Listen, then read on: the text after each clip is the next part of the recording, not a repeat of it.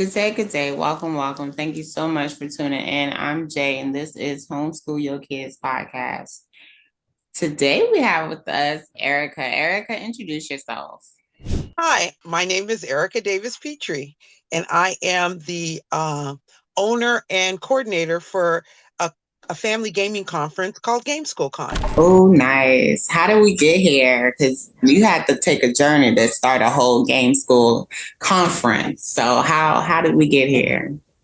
So I didn't start it. I bought it from the folks Okay. that started it. I'll have to go back and give you a little bit of my bio to explain. I was the president of HSC, the California Homeschool Association, one of the largest homeschool associations in California. And they, at the time I became president, HSC ran a conference called DiscoveryCon that was developed by our conference coordinator and her husband. And when I took over HSC, we weren't able to host DiscoveryCon. So the people who came up with Game School Con or DiscoveryCon asked if they could buy it and run the conference now known as Game School Con. And we agreed, and they ran it until COVID. And then COVID happened, and it was 2 years of not being able to run the program. So they were going to sell it off and end Game School Con. And I had been a speaker at Game School Con since its inception. So I said, "Hey, I'll take it on." Because it's a Nice. great concept and it's a great ideal, and it's how I feel how kids and adults learn best is through play. And so we've been running it as Game School Con for 6 years. This is Nice. our seventh conference, I think, or eighth conference as Okay. Game School Con. Yeah. Okay, cool. So So let's that's a little bit about Game School Con. I know. Look, and we're gonna get back to Game School Con because we're gonna Sure. rewind a little bit, okay? Okay. Because for you to be the president of the Homeschool Association for California, that Uh-huh. means that you were homeschooling yourself. Yes, I was homeschooling myself, but not in California. That is No. a story that is long and convoluted.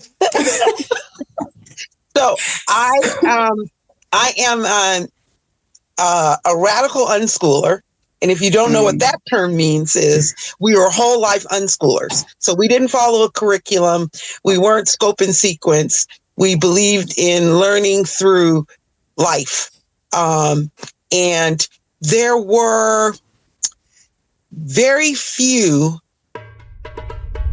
Homeschool families. Homeschool Yo Kids Expo and Homeschool Beats Academy are teaming up to bring you a day of real support and real inspiration. Come explore curriculum and enrichment, meet trusted vendors, and connect with the homeschool community. And at our featured Expo stop, meet Homeschool Beats Academy and see how students ages 7 to 18 can create original music through beat making and production with parent-friendly guidance. Get dates and details at homeschoolyokidsexpo.com. African American unschoolers or Black unschoolers. I call myself Black. There weren't very many Black unschoolers when I started unschooling. And so we got together and formed groups and met with each other. We even had camping trips and vacations that we took together for a number of years back in the early 2000s. Excuse me. My homeschooler / unschooler is 33. So Oh, nice. it's been a while since I was directly unschooling a student. So I'm a unschooling speaker, a world schooling speaker. I've been all over the world. I had spoke at HSC for a number of years, but in the larger scope, it's been 26 years since I've been on the speaker circuit and promoting unschooling, particularly for African Americans. And HSC had a huge outpouring of people of color that were interested in homeschooling in California. However, the representation of the board wasn't very diverse. And the people who wanted inclusion in planning and doing things came forward and said, will you show us a path so that we could become a working part of the organization? And they were having a hard time dealing with change, radical change, as far as I'm concerned. And so in 2018, there was a confrontation. And in 2019, they approached me and said, would you be willing to join our board and help us navigate being more inclusive? And there was a young mother at that time who had I want to say her son was 5 or 6 years old, who was very interested in joining the board. And I said to them, I will happily join the board if I can be accompanied on the board by this young woman who was very interested in doing things. And so they all agreed, and then they all stepped down. What? So we had one original board member who stayed on to get the finances in order, and one fairly new board member who came on board maybe 6 months before the resignations of the rest of the board, and she stayed on. And so we basically built the board back up. Very diverse, very statewide from different parts of the state. And basically, I remained on the board until the beginning of 2025. So last year, I stepped down. So that's my story. I homeschooled in Washington State and in Connecticut. So, oh wow, I've got a diverse set of experiences in yes, that is wild. Washington, yes, all the way to the other end to Connecticut. And I'm laughing because I was looking at the Homeschool Yo conference schedule, and I lived for 9 months in Columbus, Mississippi. When I saw that pop up, I'm like, boy, that's a blast from the past. Right. So but you've been everywhere. Yep. I dealt a lot with Massachusetts homeschoolers and New York homeschoolers because the Northeast is very small. Vermont homeschoolers, New Hampshire homeschoolers, because we did all kinds of things together with them. Maine home and unschoolers. So yeah, it's been a journey. I've spoken at conferences in 7, 8 states, Florida to parts of Canada to Mexico to all over Europe. So yeah, wow, very diverse set of experiences. So I mean, you shared so much, but of course, like I guess. Because I don't want to, look, we're not going to go into the mess. We're going to let the mess be the mess, but you made the mess okay. Yeah. But homeschool families, are you ready to refresh your plans for the year? Join us at the Homeschool Yo Kids Expo. Meet curriculum and enrichment vendors, discover new programs, and connect with a community that gets it, all in one place. Come with questions, leave with real options. Get event details and register now at homeschoolyokidsexpo.com. That's homeschoolyokidsexpo.com.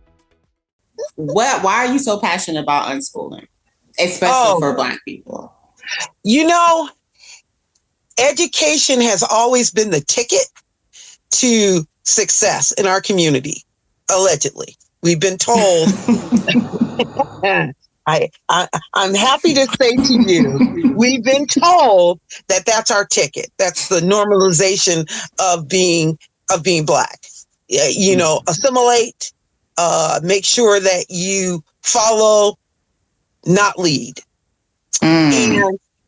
And the leading part for me and the reason why I'm so passionate about unschooling is, for me and my family, unschooling gave us a voice to lead in our own lives, educationally, community-wise, family-wise. It's just taken us to representing ourselves well. So for me, unschooling and as an extension, game schooling allows us to see education not as a path, but as a journey. So there's so many different ways you can have a journey. It's pretty hard to change a path, but it's very easy to move your journey in different ways. So for me, unschooling and game schooling says focus on the journey, not the path. Okay. Yeah. So in order to take away the punitiveness of education, because we're penalized if we don't conform, rather than conforming to an ideal that's not suited well for us, we're inventing what works for us. So we're saying to ourselves, I have enough trust and faith in who I am that I can see what path I need to take. And if that path doesn't match my journey, guess what? I change.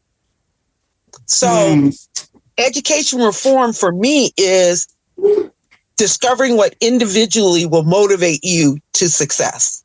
And that success is not determined by income or class or grid. It's determined by motivation to move forward. So for me, a success can be on the outside very minimal, but on the inside completely fulfilling, to the point of you're moving on your path, on your journey in the way that's appropriate for you. Your kid has music in them. They just need the right tools to let it out. Homeschool Beats Academy teaches kids ages 7 to 18 how to make real beats at home on their schedule, in their own style. No experience needed. Grab the complete First Beat Kit free at homebeatsacademy.com. That's homeschoolbeatsacademy.com. I love that. So how did you get to this mindset, though? How did you get here? Because the programming is the programming. How did you snap out? How did you snap out of it? It was like, how did I liberate myself? Yes. How did I liberate myself? How did you get here? What's important to note is I'm the mother of 4 adults. Okay. I'm the wife of an A personality. And when I say A personality, I mean he has a stick-to-itiveness of his path and journey that's extraordinary. He's an engineer, an aeronautical engineer, so he has to be precise and he has to be on point. And he's very well educated, went to one of the best universities in the world, got a couple of degrees. He's educated and smart, but he's also thoughtful and compassionate. And he could see the difference in the way he stewarded himself through educational places. And when our children came through, and it was completely different. It was a completely disheartening situation. So I have my 2 older children always went to school, bricks and mortar. The 2 youngers, one, I call him my bi-schooler because he went to school, he was unschooled, and then he went to high school and college. My last one is radically unschooled. He only has 1 year, 2nd grade, where he went to school. And you would have thought he got his PhD because he was very much informed about what was happening in school. And wanted none of it. Really? Very bright, a very determined child, but was not willing to conform to idiocy. And I'll give you a great example. We were in a public school in a Tony suburb in Connecticut, and he was in 2nd grade, and his best friend was a kindergartner, a neighbor boy that we knew very well. And every recess, every chance he got to play with this younger boy and Granted, they're 6 and 8. Okay. They're not, he's not 5 or 6 years younger. He's 2 years younger. 2 years younger. Yeah. Yeah. And he's in the neighborhood, and he's another little black boy, and his younger brother, the three of them, we call them the 3 C's. They spent most of their time together, make believe, playing games, doing things. And the school district was just beside themselves in the fact that this second grader was playing with the kindergartner. Why? Exactly. And I'll never forget, I was sitting in the office and they were questioning the fact that my son had a sleep disorder. So he would be awake for days and then crash and sleep for days. So he would miss things. And he was only upset about missing things because, he's an 8-year-old kid. He's upset that, this happened while he was asleep or that happened while he was asleep. But other than that, he was, it's who he was. And we kept saying, it's who you are. So no need to be upset about it. We'll manage what you've missed. We'll make sure we fill in. Don't worry about it. But the school was very, very wanting to pathologicalize his condition and make it more than it was. And I refused because he's my youngest. If he was my oldest, I might have listened to it. But he's my youngest, and I know how kids are. So I said, whatever. I don't really even want him here. He wants to experience school. Second grade, by the way, is the best year to experience school because they're old enough to know what's right and they're young enough not to really care. And it's before homework and all the crazy of achieve. It was the perfect year for him to go to school. So we agreed. They didn't like the fact that he didn't really care about being impressive and following the rules if they didn't make sense. He did not abide cruelty. And a suburban school district of significant wealth, cruelty is built into the program, and he would not have it. So if someone was being excluded, he would say, why are you excluding them? He questioned everything. He questioned everything. And they took that as a threat to the rest of the class. He also had mental health days. If he wasn't feeling well, mentally, psychologically, if he was not well, he didn't go to school. That didn't happen very often because he really liked the experience of being around the kids and watching them and telling me things about them. So they didn't take too kindly to the way he moved through the system. And they also didn't take too kindly to the fact that his parents, these highly educated, suburban living, upper middle class Black people, didn't care. They had never run into this species before. So they kept questioning, why are you doing this? And I said, because childhood is a time to question.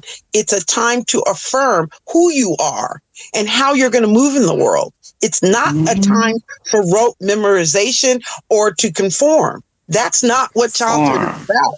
Childhood is about developing the man or the woman or the other that they're going to be in life. It's not the time to say, pay attention, don't look at yourself. So that was a change that happened because he was the youngest of 4 by quite a few years. His brother next to him was 8 years older. He had another brother that was 10 years older, and he had a sister that was almost 14 years older. So I wasn't new at it when he came along. And we were in a new state. We moved to Connecticut when he was 7. He had just turned 7. So I didn't have the familiar connections. I didn't have the community built in. So I had to rely on what I felt was right. And when I made friends in Connecticut, schooled kids, unschooled kids, and homeschooled kids, I made sure that the focus of their folks was them, not their education, not getting ahead, but them. Do you guide them? Are you a partner in their education? Do you care about how they're developing? And if the answer was yes, you had a friend in us. And if the answer was no, you had an acquaintance. We cool. Well, we cool. Yeah. You can't hang with us. Oh yeah. I had a ton of acquaintances, but I knew their place and my place. And my goal was not to change the parents. My goal was to expose the children to another way of thinking about how to live in the world. And that comes with age. It comes with age. Every once in a while, I'll run into somebody who's extremely young and they have all that wisdom. But most of the time, you get that wisdom from hard knocks and from looking at your own life and saying, how can I improve this? Because this is not serving me going forward. And the reason why I'm still so passionate about homeschooling, unschooling, and schooling in general is because it truly is our future. It truly is how we're setting ourselves up. Now, the place we are now as Americans is part and parcel because of decisions made 40 years ago on what would be important and what our focus would be and how we determine who belongs and doesn't belong. That didn't happen 10 years ago or 12 years ago or 20 years ago. It happened 2 or almost 3 generations ago when we decided this is what it was going to be human and an American in the 21st century. And those decisions we're all living through now. Because the value of humans is so degraded here that impossible things to imagine 20 years ago, impossible to imagine, are at our doorstep because we didn't prepare proper humans. We didn't communicate our values. We didn't say, this is the drop dead place. We will not go beyond. Everything was free will. If you can make money, it didn't matter. The end result didn't matter. How you got there didn't matter. It's just getting it and getting there and moving beyond it. And as a culture, we can't afford it. As Black people, forget about it. Forget about it. You got to have that eye on the prize, so to speak. And it's not just education anymore. And it's not just money or class. Talk to some folks because it doesn't matter. It doesn't matter where you move. It doesn't matter who you are. And increasingly, the skin color of a person doesn't matter. And that's why we're in the place we're at. Everybody's in an uproar. I've lived this my whole life. It's a generational thing. So when people are panicked today about what's going on today, I'm not panicked. It's nothing new under the sun. It is for them, but it isn't for me because the knowledge is there. And like I said, I got my wisdom, lived wisdom. And every once in a while, I run into someone young that doesn't have the lived wisdom, and I'm amazed. And I only can say, "Ooh, maybe your parents were on point." Right? I know. It's like, where you come from? Yes, exactly. Oh my gosh! You said, I'm just sitting back, taking it all in. You say radical unschooling, though. Why the radical? Because many unschoolers are only academic. They don't follow scope and sequence. They don't follow curriculum.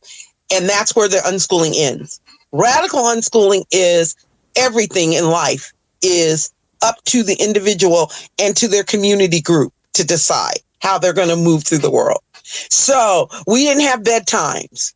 We didn't have clean your plate. We didn't have requirements that dehumanized you. We had requirements that were collaborative. So because we didn't have bedtimes and because we didn't force eating, I could say to a child, I could walk into a room and say, you look tired, go to bed. And there was no fight. They would say, oh, okay, because they recognized me as a partner, not as a parent, as an overseer. They recognized me as someone who had their best interest in heart. They also recognized that they could say to me, I just need to finish this, and then I'll go to bed. And it was legitimate. Just as legitimate as me saying to them, go to bed. It was just as legitimate. Now I moved from a very punitive, punishing background to this enlightened state. I moved through it because I was told what made us successful. And I wore that success like an armor until I realized it was my own personal prison.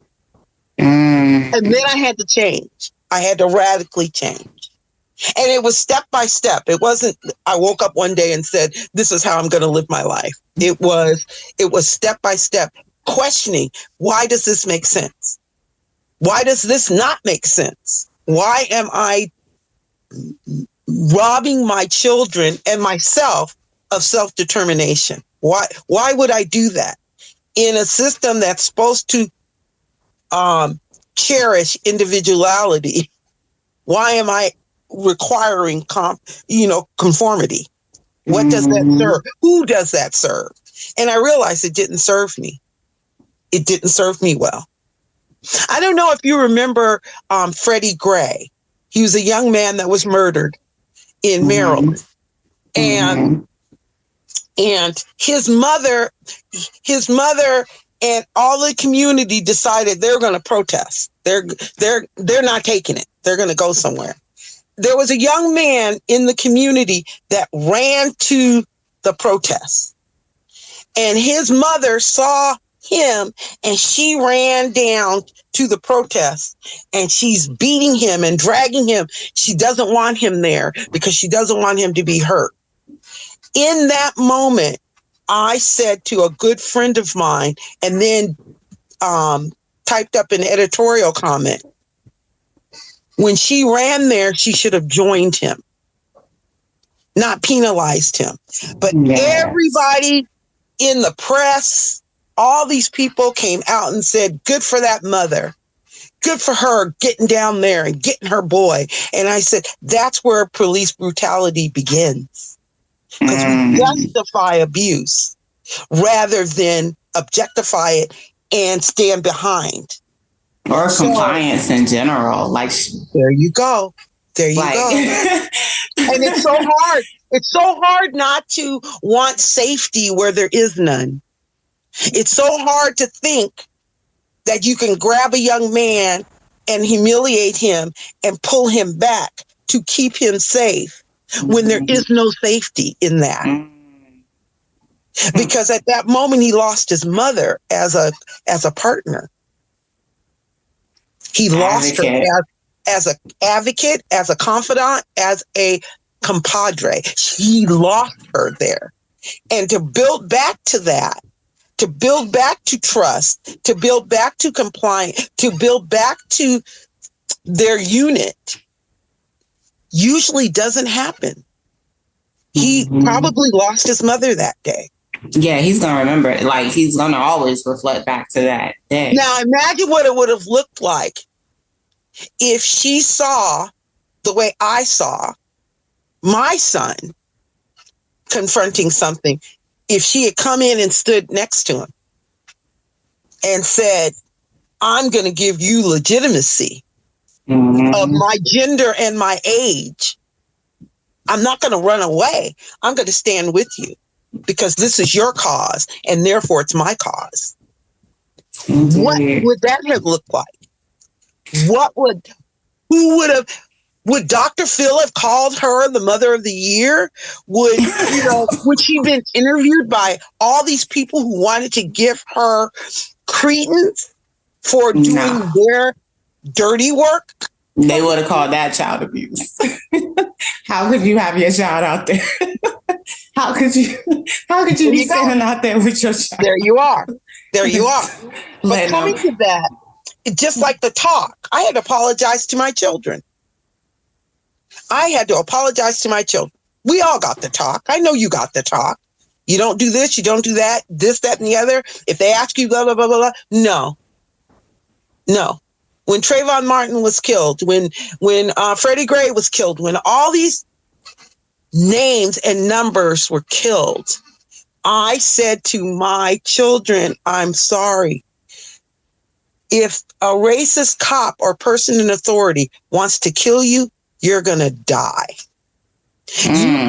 You can't make it better, but you can make yourself feel that you've done all you could do. So you're not complying so that you won't get shot. You're complying so that you won't lose your sense of self in the scheme of things. I just think about the young man that was killed on, I guess his girlfriend had it on Facebook Live, the lunchroom attendant in Minneapolis, I want to say. Young black man, and his name escapes me. His last thoughts were, what did I do wrong? Because he did everything he had been taught. This is a grown man. He had done everything that he had been taught. He informed the officer, I have a firearm in my glove box. I have a carry permit. I own the weapon. I'm this, that, and the other. He told him everything. He was compliant, and he was killed anyway. And I'm like, his last thought was, what the hell did I do wrong? I did what I was told. I was very compliant, and still I'm bleeding out. I'm dying. I'm like, no, that business stops with me. That business stops with me. You can't make it better, but you can make it worse by being belligerent, by being all these things. But you can't make it better because that's on him. The guy with the gun, the guy with the power, that's on him. What's on you is not making it worse. And however that looks, and you make choices based on however it looks to you, not on what it will do to him or her. And that switch, that change was when I became radical, very radical, in support of people making choices that might end in their death. See that M word? Might. Not will, might. Because they aren't choosing. The person who's attacking them is choosing. They're not choosing. They're not choosing. It's all a part of regaining my own sense of humanity, my own sense of self. And for me, radical unschooling means teaching whole families, not just the kids, but the adults as well. You have value. You have choice in who you are. Use it wisely. Don't take it for granted. Always question why you're in a situation, what you're contributing to a situation, how you can move away from contributing to negative situations. Not to be impactful to the person who's being negative, but to be impactful for you moving forward. And that's a radical shift. So when I look at game schooling, it's another radical shift. It's saying learning can be fun.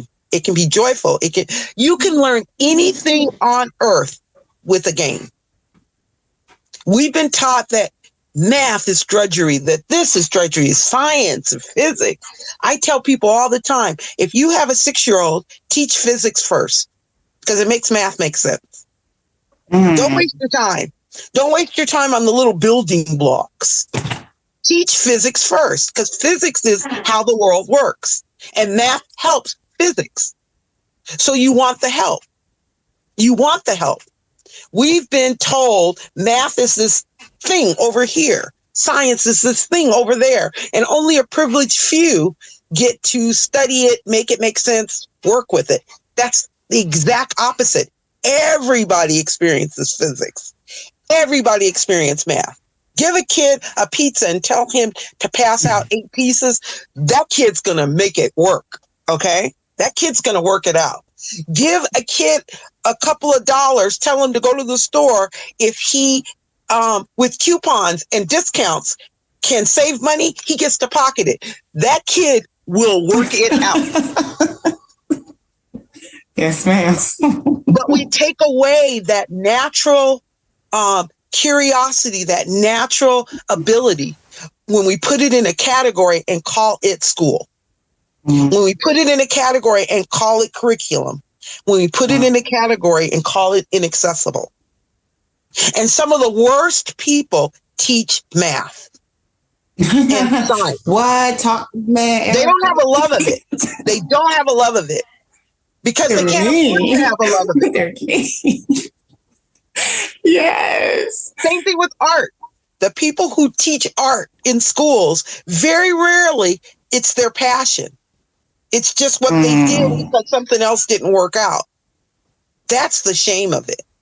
That's the shame of all education. So what I did with my unschooler is made sure every educational thing he was exposed to were by people who were passionate about it. So he went to the art museums in New York. He went to a program called Country Day, where people talked about where they were from. We ate and we listened to music and we listened to literature from the people who are passionate about it. So he had a real knowledge of different places on the globe. He had a real knowledge of different scientific facts. He had a real knowledge of math that was helpful for him. And it's hard to find that passion when someone has school debt from getting their master's degree to teach kindergarten. That person's not going to be passionate about the young people in their charge. That person is going to say, how do I get from here to here? How do I take these 26 kids on a journey that will wind up with me at the end of the year still under contract? And believe you me, sometimes that looks like passion, but most times it looks like rote experiences. These are the hoops I need to jump through. We'll get there. So for me, it's all the same. Radical unschooling, game schooling, lifelong learning. I'm learning all the time, poorly, by the way. My computer skills, no matter how much I tout them from the 80s and 90s, they just don't serve me well now. So I spend a lot of time finding young people, old people, anyone who understands, and I let myself be washed over by their knowledge. And I am determined to learn certain skills, but I don't slight myself if they don't come easily. And I don't close myself off from progress because it's difficult. I want to be that example of a lifelong learner for my children and grandchildren.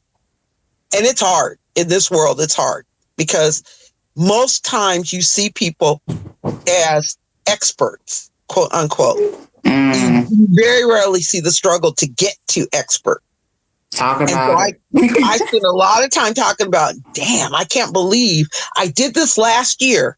Why can't I recreate it without having to be walked through by somebody that I trust and I love? And then I said, because it's not your wheelhouse. Basically. It's not for you. I know. I know. And that's the thing. Like when you like learning, when you love learning, you want to learn it all, but you have to realize I don't have to be an expert in it all. To know it is one thing, but to be an expert in it, no. I have friends, I'll have acquaintances, I'll have people I can talk to that are experts in that area. But I'm expert at being Erica Davis Petrie, a Black woman born in the 60s, lived through the 70s, 80s, 90s, and the aughts. The 10s and the 20s, And I have a certain amount of wisdom and skill, but still, I hope to learn something new every hour of every day. I hope to be surprised. It doesn't have to be every hour of every day, but I'm open for it. I'm open for being shocked and amazed at how easily I can acquire new knowledge. And the day that I can't, and the day that I'm not amazed, and the day that I don't take it in, I'm hoping that's my last day. Because I never want to be in the position where I think, okay, I'm done. Right. I never want to. Because then what do you do? Like, what do you do after that? Die. Well, I don't know about this. I don't know about this. Let's go ahead and go. Yeah. And passing on the knowledge and sharing the knowledge is the most fulfilling thing for me. Telling people homeschooling, unschooling, game schooling, any kind of schooling is open to everyone. And you have to embrace your part in it. Not to reject it and not to pass it on to someone else unless you're incapable. And there are quite a few things I was incapable of. And I passed it on to someone who was. And knowing where your deficit, as well as where your expert is, your life's work. Where's your comfort zone? It's your life's work.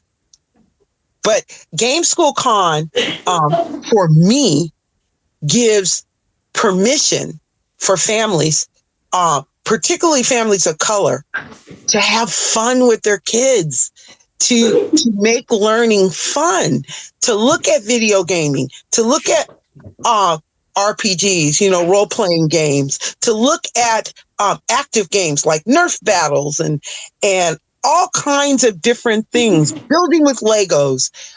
We have a kinetic room where there are marble chases and Hot Wheel racetracks, and people put together things. There are Brio trains, and people come in and they see the work of someone else and they add to it. By the end of the weekend, some of the structures in that room are fascinating. You're seeing architects, and you're seeing people who may not see themselves that way, and they shouldn't, by the way. Children should not be pigeonholed. Oh, he's really good at this. He's going to be that. Oh, it happens all the time, girl. You know this. Oh, she's interested in this. Let's flood her with information so we kill the curiosity. It amazes me how easy it is to be collaborative when you're having fun, rather than competitive. Nice. It's so easy to see how easy the learning is when someone's passionate enough about a skill that they make a game, so that you gather the skill through the game. I can't tell you how many kids that I know learn to read because of Yu-Gi-Oh cards and Pokemon cards. They had to read. Exactly. Otherwise they made bad trades, so they had to get the skill. They would never pick up a book. Right. But man, you try to talk them out of one of their Yu-Gi-Oh cards or one of their Pokemon cards, they're ready for it. They're ready. They read up. Indeed. Yeah. So gaming is a great way to equalize the learning experience, because everyone's learning fun. Game School Con is a whole weekend of game schooling. It is a whole weekend, Thursday to Sunday. Thursday through Sunday, all day. Mm-hmm.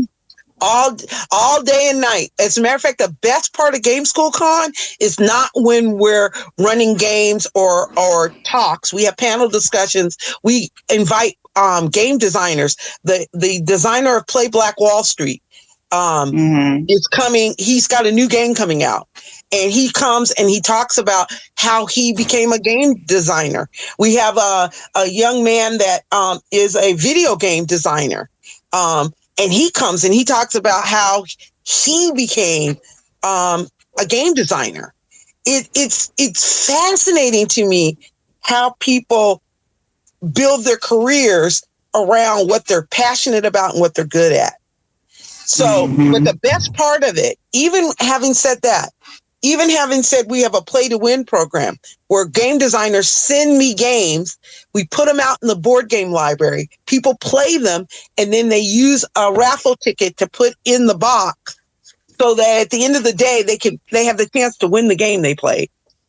And some of these games are $70 or $80 a pop. And some of them are very complicated and others are very easy.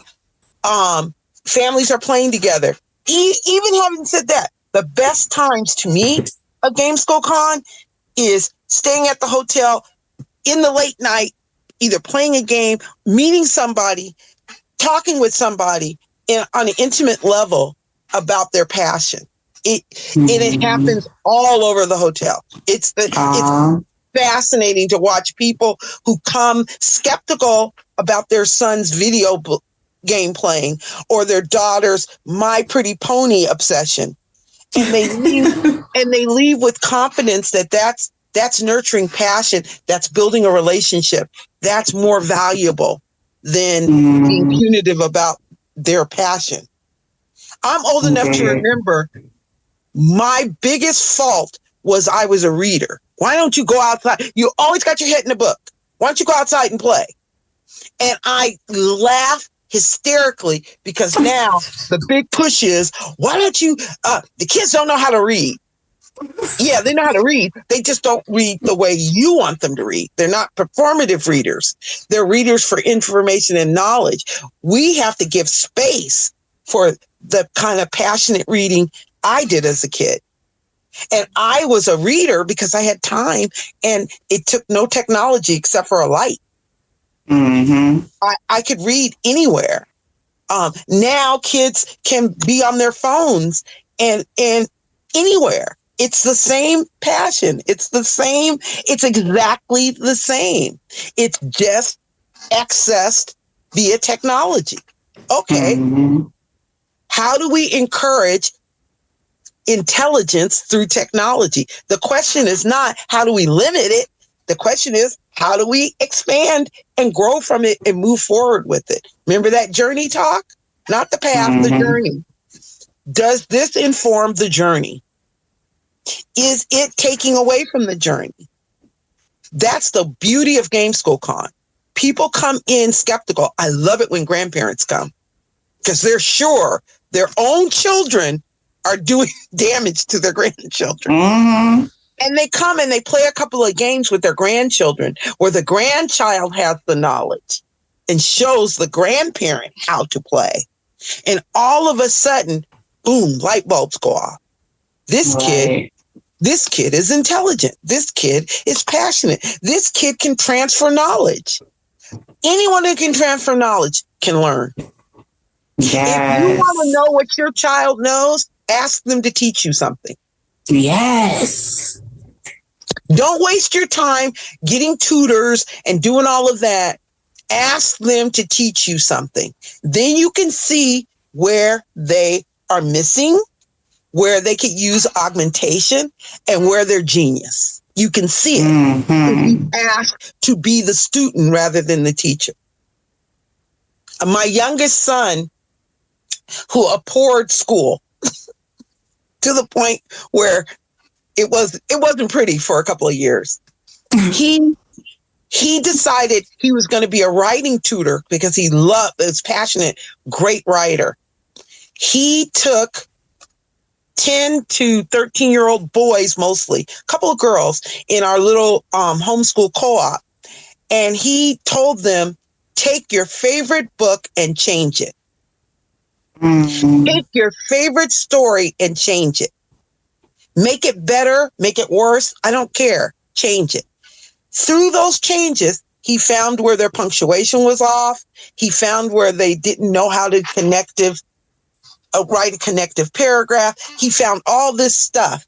Because he was correcting someone else's work, i.e. the student had picked someone else's story, he could dissect it and show them where they were missing without affecting their self-esteem, their story.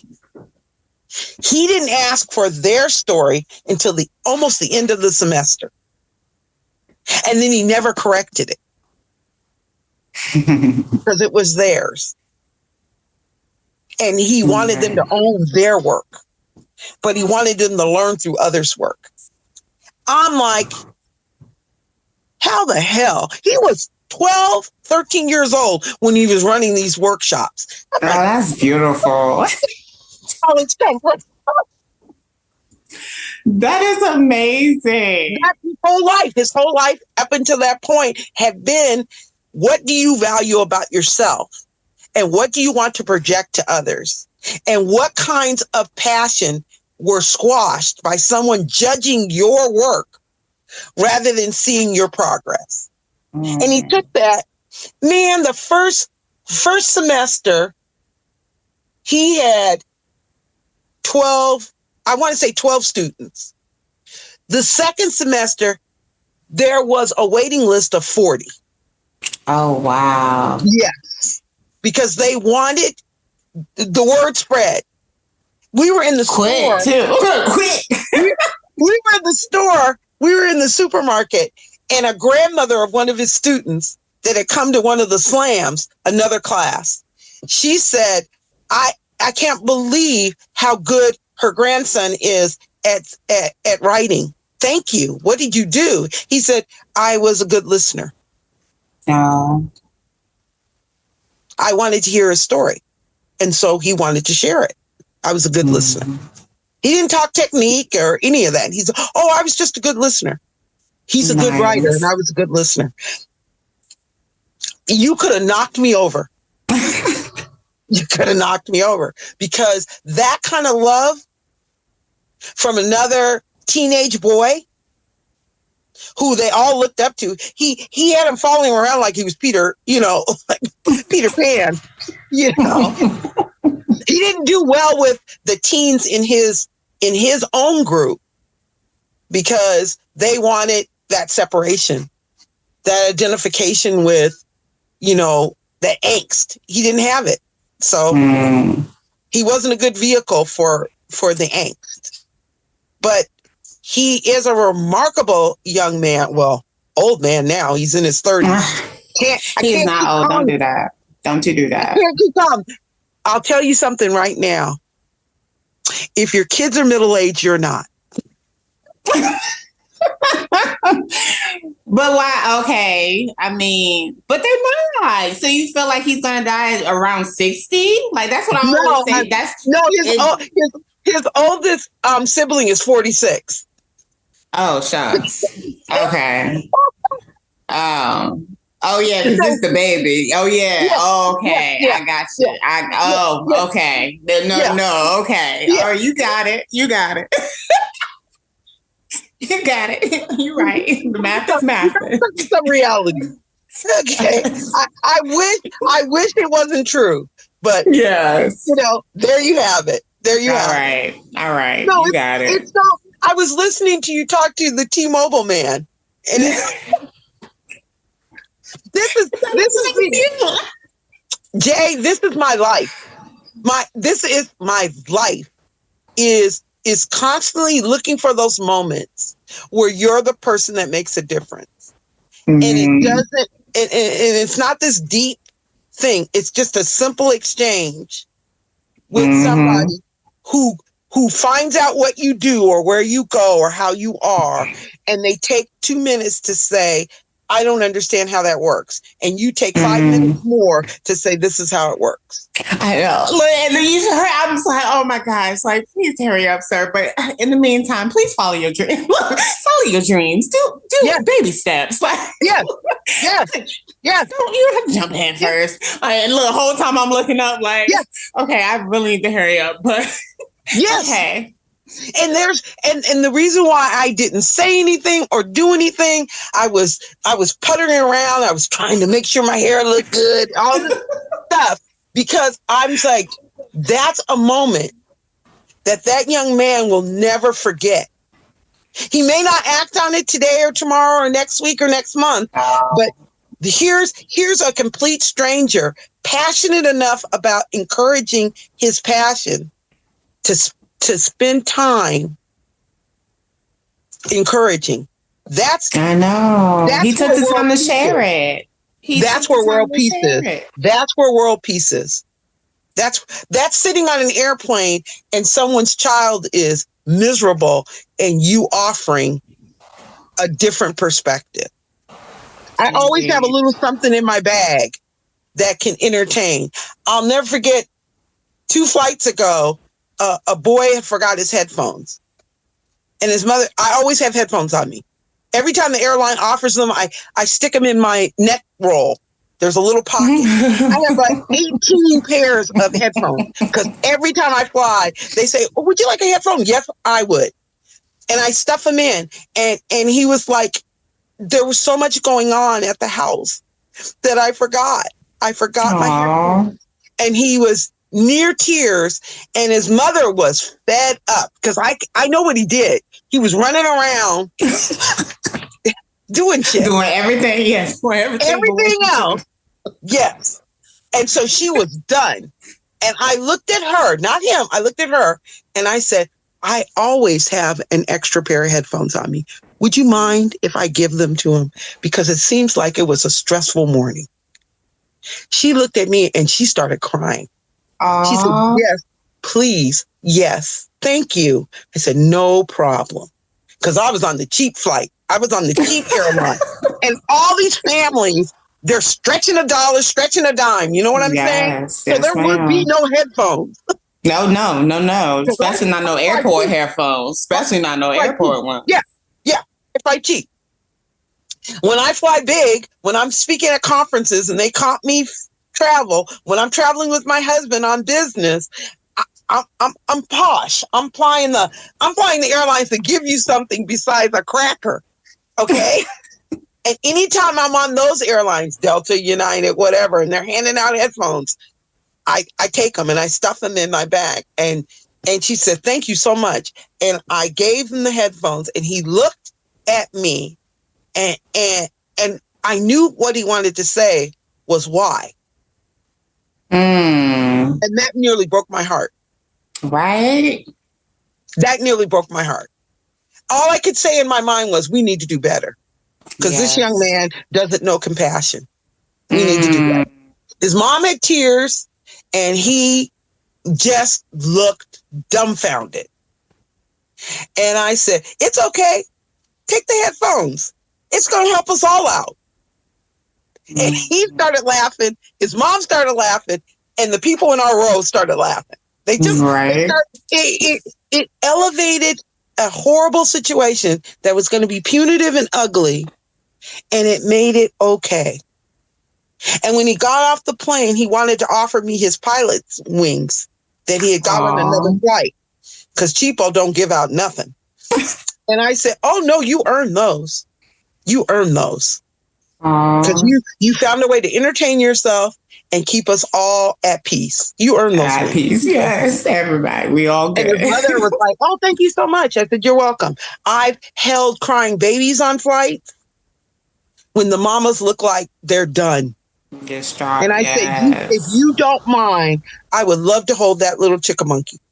If you don't mind, I'd love to hold that baby so you can get a little bit of rest. Or I'd love to play with that toddler because I've got stuff in my bag to play with kids. So I have dice and different little things and always a little something that they can go away with, that they can hold in their hand, that they can lose, and it's not of no consequence. If we all figured out a way to be compassionate and passionate with everyone's humanity, because T-Mobile, oh, I got you, sister. It's hard. It's hard to be passionate and compassionate and thoughtful with the T-Mobile people. And I'm always telling, I know it's not your fault. Look, I know it's not your fault.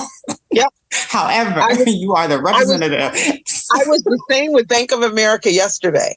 I spent hours trying to straighten out a snafu.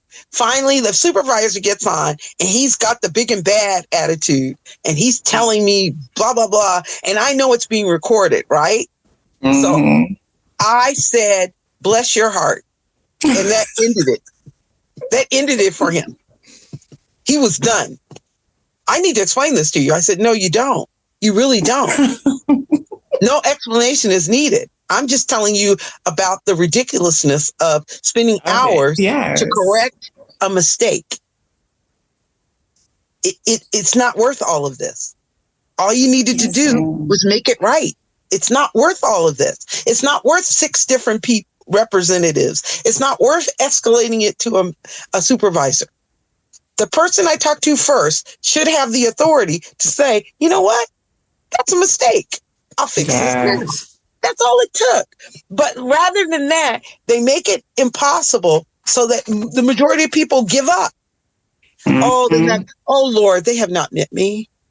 Because when it's my money, oh, please. Someone said, oh, that's only $9. I said, it's $9 that don't belong to them. Exactly. And $9, 25 cents, all that stuff adds up. And to these billion, trillion dollar companies, get out of here. Exactly. Give me that. But that's why they're there. Because they make processes. That's the same with education. They make processes that make people jump through hoops, that devalue the humanity of the learner, rather than encourage the learner to go further and to know more.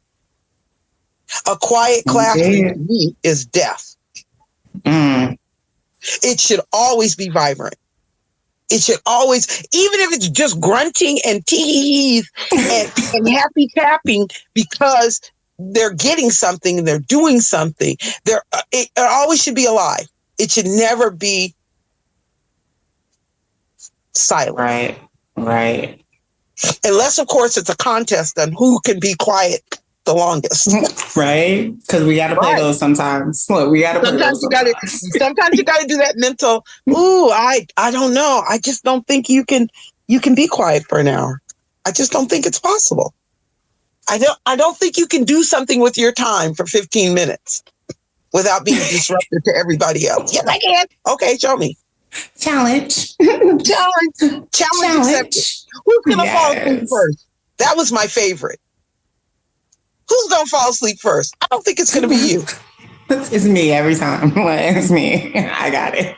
I tell people all the time I go to bed before my kids. I'm not up when they go to bed. I couldn't tell you what time to go to sleep because I'm asleep. No, it's true. Mm-hmm. With all that you do, with all like just I adore you. How do you self-care? Look, I'm going to keep it simple. How do I self-care? Yeah. You know what? I'll tell you this. I don't separate it out. Okay. That's how I do it. Sure. I love a good spa day. And for me, spa day is soaking. Mm-hmm. I don't like being touched. I don't get the massage thing. I've never gotten that. But for me, self-care is talking to you and spreading the knowledge and the wisdom and hoping that Jay takes a nugget and runs with it. Indeed. And then Jay's kids say, I remember that day Mom shifted. Mm-hmm. I don't know what happened. And maybe it's me 3 years from now, or maybe it's me 10 years from now, or maybe it's me tomorrow, or maybe it's this afternoon. You get a different turn. You just turn. You turn a corner. Indeed. That's self-care for me. Because for me, at my age, it's not what's happening now, it's what's happening in the future. Will my impact last beyond me? Does it mean something beyond me? Yes. And mine, me and mine. I got to tell you, I've got 4 adult children and 2 grandchildren, and I see me all the time. So I know I'm going. I know I'm going on. But I want to know that impact affects not the memory of me, but just I remember that lady said at that conference. Because I'm going to pass on my essential wisdom to you. Right now, today, you can change your children's lives by always asking this. When they come to you for advice, say to them, do you want to know what I think? Or do you want support in your ideals? Because it might not be the same thing. Do you want to know what I think? Or do you want support in your ideals? because it might not be the same thing. If they say, I want support in my ideals, find a way to be positive.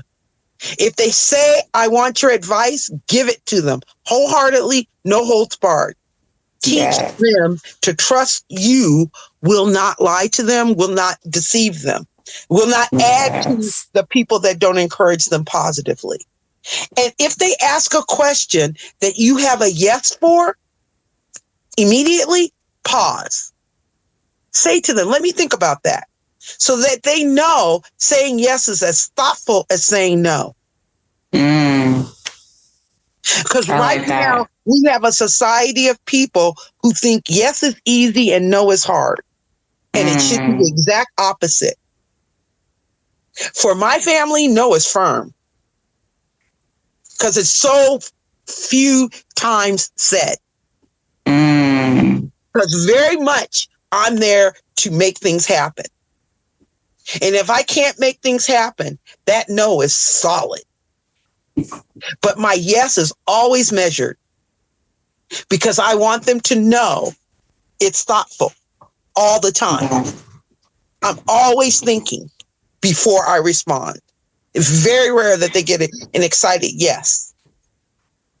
Except for if they say, can we play a game? I'll knock over things. I can play games with my kids and grandkids, but I know I'm a gamer too. Yeah, it takes time to be thoughtful and recognize that your power of yes and no changes your children's lives.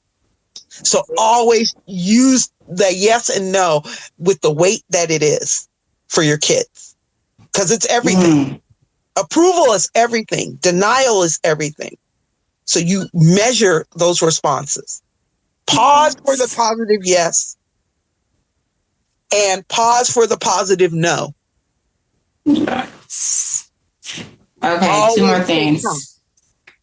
One you already kind of started, but okay. So where do we find Game School Con information? How do we go? When is it? Game School Con is February 19th to the 22nd. So next month. Okay. If you go to www.gameschoolcon.com, that's our website. If you want to speak directly to me, gameschoolcon@gmail.com is how you can get in touch with me. Okay. And last thing. It's in Irvine, California. It's in Irvine, California. Thank you for that part. Yes. 3 things you would want to leave our listeners with if they didn't hear anything else in this wonderful, enlightening conversation. 3 things you want them to take away. 3 things. Be in partnership with your children or your spouse or the people you live with. You are a collaborative effort for happiness. So be in partnership. Number 2, get involved in something you're passionate about. It's important. And my most favorite thing I want to leave people with is I am learning all the time. The tombstone will be my diploma. Earth again. Oh. See, I don't even want to go on the ground though, so I can't take that. But I like that. Well, I like it though. Yes. Thank you so much, Erica. Thank you. You are very welcome. You are very welcome. And I don't know if I get an invitation to go to Homeschool Yo in Columbus, Mississippi, I might take you up on that. I haven't been there in 40 odd years. Really? I was asked to do, because we did Mississippi last year. So Mississippi was kind of like a, what they call it, like a audible. I don't know. Like, it was thrown in there. Somebody asked me to do Columbus because I wasn't going to double back on Mississippi, I'll be honest. But apparently I need to. So we'll be there. But yes, we'll talk on. And parents, listeners, like all that she said, I don't do labels, y'all, but I always say we freestyle over here. Like we freestyle. Oh, yeah. But I think I'm a bit radical. It sounds like I'm a lot bit radical, lot of bit, but just challenge. Let me just tell you this. You're on a Zoom call you're on T-Mobile, and one of your children, I'm assuming, comes in and engages because they have a need. That tells me all I need to know. Because you are double timing, and the triple time comes in as number one. Oh yes, and you answered that because that's a partnership. Oh yeah, can't ignore the kids.